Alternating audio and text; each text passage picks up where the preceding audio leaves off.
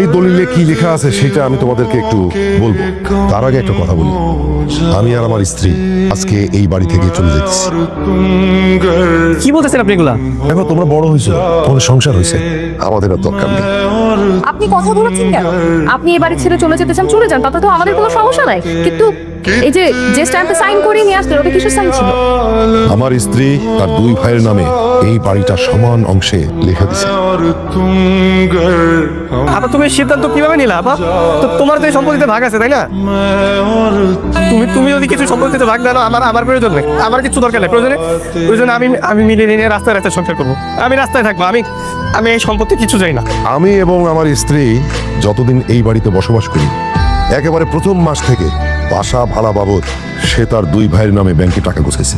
সেই টাকা লাভ সহ বোধ দাঁড়াইছে 21,75,000 টাকা।